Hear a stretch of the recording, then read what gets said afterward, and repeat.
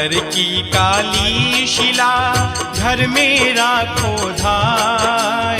प्रभु रूप दर्शन करो सभी कष्ट कट जाए। प्रभु रूप दर्शन करो सभी कष्ट कट जाए। हाथों हाथ न्यूज़ की तरफ से आज हम आए हैं मनु भैया के पास शनि धाम में, और आज हमने यहाँ देखा कि सच में लोगों के दुखों का निवारण होता है शनि की कृपा से। आपका बहुत बहुत धन्यवाद। जय शनिदेव। जय शनि।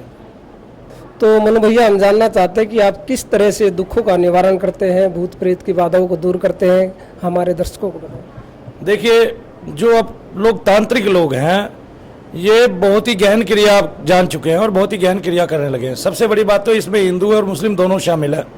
और ये जितने भी तांत्रिक हैं ना, जो मुस्लिम तांत्रिक है या हिंदू तांत्रिक के रूप में कार्य करता है, ये सब हिंदू देवी देवताओं की भी पूजा करते हैं और मुस्लिम देवी देवताओं की भी पूजा करते हैं। तो पीरों को भी पूजते हैं, सैयद भी रखते हैं अपने पास, और देवी देवताओं को भी रखते हैं और उनसे काम कराते हैं। सबसे बड़ी बात ये, अपने देवी देवताओं को मलिन करके, मलिन तरह की बलियां देके उन्हीं को लोगों के शरीर में छोड़े रखते हैं। और इनका क्या कार्य है, इन सभी देवी देवताओं का, जैसे मशानी माता है, मरघट काली है, ये सभी देवी देवता बिना प्रेत के चलते नहीं है, क्योंकि प्रेत इनके चेहरे होते हैं, यानी कि सेवा करने वाले होते हैं, या एक तरह से ये कार्यकर्ता होते हैं।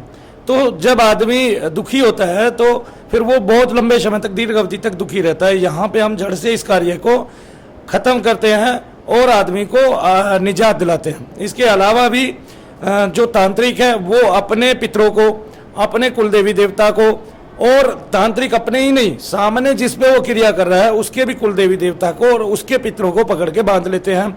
उनको निजात दिलाना, उनको छुड़वाना, उनको गति कराना। गति कराने का मतलब ये है कि हम मोक्ष नहीं कराते हैं आत्मा का, लेकिन हम उसमें जो मलिनता है, जो उसमें अग्नि तत्व है, उसको निकाल के बाहर फेंक देते हैं, जिससे वो स्वच्छ हो जाता है और फिर वो मंदिर में भी निवास कर सकता है, अच्छा जल पी सकता है, साफ जल पी सकता है वो, और लोगों का दिया हुआ खा सकता है। यानी कि सही मायने में ये कहिए कि वो हकीकत में पितृयोनि में चला जाता है। पहले वो पितृयोनि में नहीं होता है, प्रेत योनि में होता है। और प्रत्येक जो प्रेत होता है वो किसी के पितृ होता है, वो किसी के न किसी के घर का पितृ होता है, जो प्रत्येक प्रेत होता है।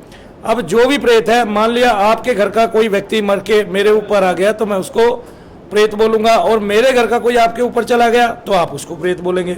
तो समस्या क्या है? समस्या मूल रूप से ये है, और हम मूल रूप से ही छुटकारा दिलाते हैं।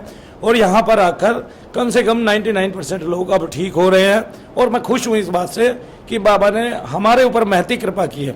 जो कार्य पहले नहीं होते थे वे अब बहुत तेजी से और शीघ्र हो रहे हैं। सबसे बड़ी बात ये, सभी को आराम मिल रहा है। ठीक है, आराम मिल रहा है, इसमें लोग ठीक हो रहे हैं। और हम ये नहीं कहते हम लूले लंगड़े को चला देंगे, हम ये नहीं कहते हम किसी अंधे को आँख दे देंगे, हम ये भी नहीं कहते किसी कोढ़ी को हम खाया दे देंगे, हम ये भी नहीं कहते जिसके घर में बच्चे नहीं होते उसको बच्चा प्रदान कर देंगे। हम क्या करते हैं? हम केवल निगेटिविटी से आपको उस ऋण से उऋण करते हैं, और उस ऋण से उऋण होने के बाद आदमी जो है स्वस्थता से अपना जीवन जीता है।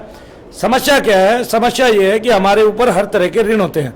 माता पितृ ऋण होता है, प्रेत ऋण भी होता है, देव ऋण भी होता है, ठीक है, भूमि ऋण होता है। इस तरह से जितने भी ऋण है, उन ऋणों में मैं मानता हूँ प्रेत ऋण भी मुख्य है, क्योंकि ये आदमी के जीवन को जड़ से खत्म कर सकता है। और लोग इससे निजात पाते हैं तो बहुत सारी समस्याओं से छुटकारा पा जाते हैं। बहुत सारे लोगों को निगेटिविटी के कारण ही दर्द होता है, रोग होता है, वो रोग तुरंत चला जाता है जैसे निगेटिविटी निकलती है। जैसे आज भी एक बहन आई थी, वो बहुत लंबे समय से खा नहीं पा रही थी और सो भी नहीं पा रही थी, और उसका लगातार जो रक्त का वो है बनने का प्रवाह वो रुक गया था, और उसको हर बार रक्त चढ़ाना पड़ता था। अब वो ठीक है, जिसको बोले डायलिसिस, लेकिन अब वो डायलिसिस से बाहर हो गई। लेकिन मैं डायलिसिस ठीक नहीं करता। एक कैंसर की पेशेंट ठीक हो गई तो इसका मतलब ये नहीं है कि मैं कैंसर ठीक करता हूँ, नहीं। हम केवल निगेटिविटी से आपको बाहर निकालते हैं। उस निगेटिविटी को हम आपके हाथों में ला के दिखाते हैं, आपकी मुठ्ठियाँ हिलती हैं, और लोग जो है उस एक्टिविटी को रोक नहीं पाते हैं। तभी पढ़े लिखे लोग भी नहीं रोक पाते हैं। तभी पता चलता है कि आदमी को निगेटिविटी है और बहुत ज़्यादा मात्रा में वो घिरा हुआ है, या संसार इससे बहुत ज़्यादा मात्रा में घिर चुका है।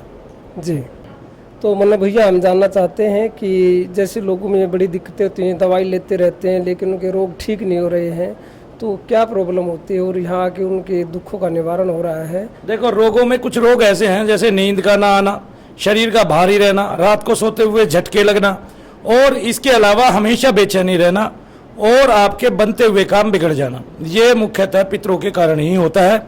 जो अपने घर के मरे गिरे हैं वो आपको दिखाई भी देते हैं रात को कभी कभी, और स्वप्न में भी आते हैं, आपको बार बार चेताते भी हैं, लेकिन उनका उद्धार हम नहीं करा पाते, नहीं कर पा रहे हैं, तो उससे हम जो है हमेशा दुखी रहते हैं।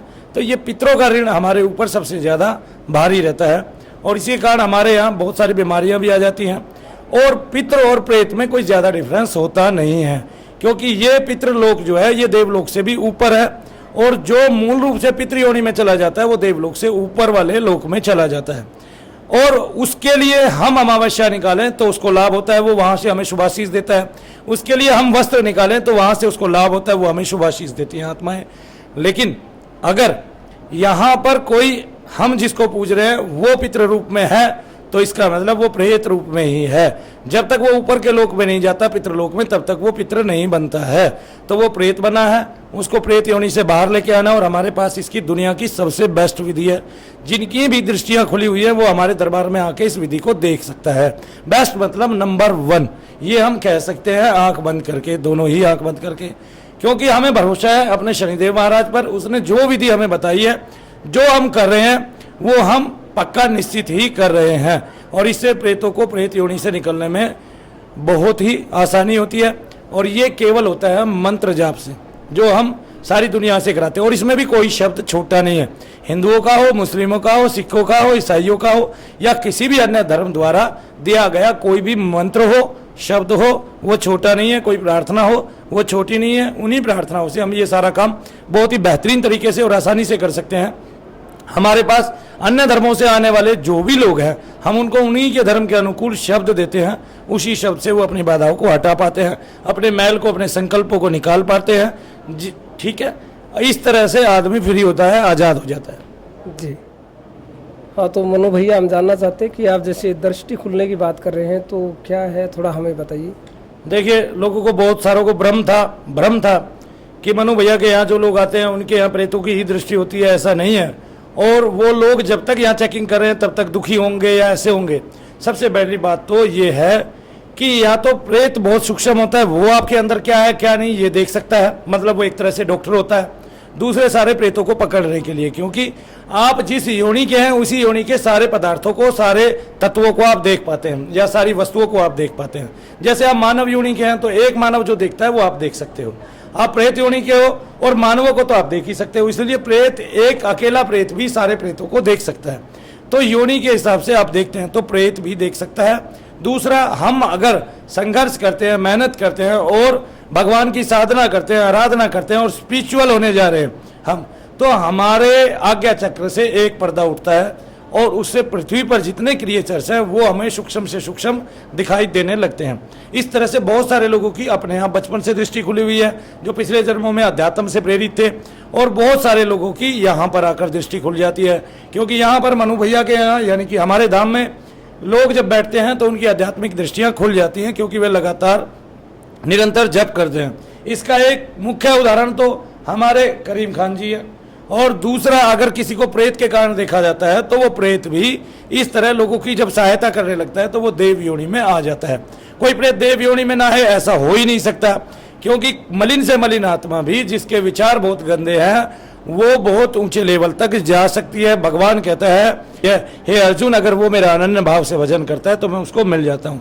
और वो भगवान हमारा आके भी क्या करेंगे, जो पाप पुण्य देख के आते हैं, पाप पुण्य के कर्म का जो फल है वो हमें किसी ना किसी भोग योनि में मिलता है या मानव योनि में ही भोगने को मिलता है, लेकिन साथ के साथ मिलता है ऐसा भी नहीं है।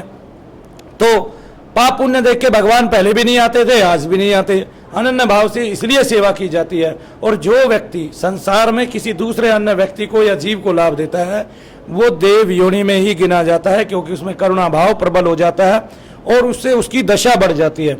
और ये भी नहीं है, आज मान लिया सुनीता बहन है, उसमें करीम खान आता था तो वो आज बिल्कुल ठीक है, आज मुझे राखी बांध के गई है सबसे पहले और बिल्कुल स्वस्थ है और हमेशा स्वस्थ रहेगी। ठीक है, एक भाई का आशीर्वाद भी है उस पर। तो प्रेत से हमने इतना काम लिया, उसको दूसरी योनि में बदल दिया, देव योनि में बदल दिया और आज वो सुखी है। तो इसी तरह लोग सुखी होते चले जाते हैं। दृष्टियां दोनों प्रकार से खुलती हैं और दोनों ही प्रकार हमने दिखा दिए हैं। संसार में बहुत लोगों की दृष्टि खुली है, वो मनु भैया के दरबार में क्या क्या है ये अपने घर बैठे बैठे ही देख लेते हैं, फिर मेरे पास आते हैं और आप आने से पहले हमें आने से पहले का अनुभव यहाँ पर बताते हैं कि हमें ये दिखाई दिया, ये देखा हमने, आप ऐसे काम करते हो, ऐसे काम करते हो। और उसके लिए मैं उन सबका साधुवाद धन्यवाद करता हूँ। वो लोग यहाँ पर भी आए और जिनकी दृष्टियाँ खुली हुई हैं वो आकर मनु भैया से संपर्क करें। तो हम क्या करेंगे, हम उनकी दृष्टियों को पैना करेंगे, तीखा करेंगे, जिससे उनका प्रहार सही दिशा में जाए, सही मार्ग में जाए। मनु भैया जी, आपने जो इस तरह की हमें जानकारी दी, गूढ़ जानकारियाँ दी हैं, पितर के बारे में बताया है और भूत प्रेतों के बारे में बताया है, दृष्टि के बारे में बताया है, उसके लिए हम आपका तहे दिल से धन्यवाद करते हैं। और लोग इस जानकारी को, इन बातों को सुन के लगता है कि धर्म के रास्ते पर चलेंगे या धर्म छोड़ देंगे। आपका बहुत बहुत धन्यवाद। जय शनिदेव। जय श्री